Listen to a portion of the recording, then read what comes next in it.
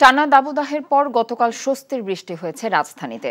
এ বিষয়ে জানতে যাচ্ছে শেরেবাংলা নগর। সেখানে আছেন আমাদের সিনিয়র করেসপন্ডেন্ট মইদুল ইসলাম। আমরা সরাসরি যুক্ত হচ্ছি তার সাথে। মইদুল, রাজধানী সহ সারা দেশে আজও কি বৃষ্টির কোনো সম্ভাবনা আছে কিনা, এই বিষয়ে আবহাওয়া অফিস থেকে কোনো তথ্য পেয়েছেন কিনা আপনি?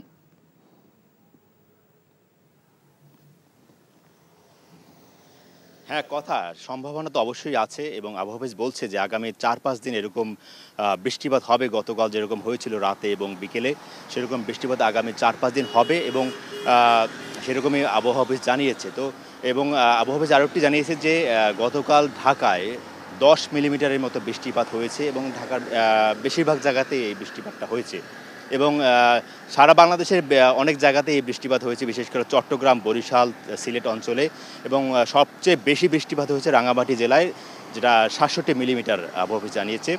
বিকাশে কম খরচে ক্যাশ আউটের লিমিট বেড়ে ৫০,০০০, প্রিয় এজেন্টও ২টা।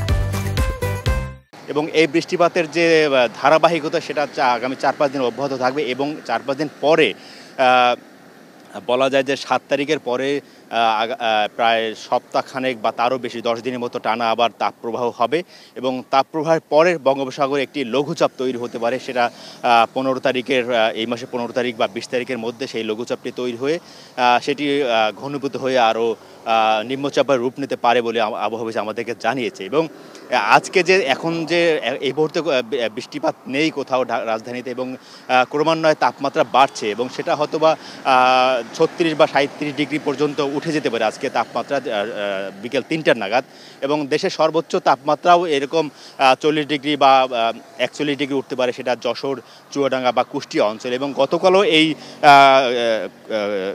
চুয়াডাঙ্গার তাপমাত্রা ছিল ৪১.৮ ডিগ্রি সেলসিয়াস এবং আজকেও সেই রকমই অব্যাহত থাকতে পারে এবং তাপমাত্রা আসলে এই ৪০ ডিগ্রি বা ৩৯ ডিগ্রি বা ৪১ ডিগ্রি এরকমই থাকবে এবং এর পাশাপাশি বিভিন্ন জায়গায় বিচ্ছিন্নভাবে বৃষ্টিপাত হবে, এরকমই জানিয়েছে আবহাওয়া অফিস। বিকাশে কম খরচে ক্যাশ আউটের লিমিট বেড়ে ৫০,০০০, প্রিয় এজেন্টও ২টা।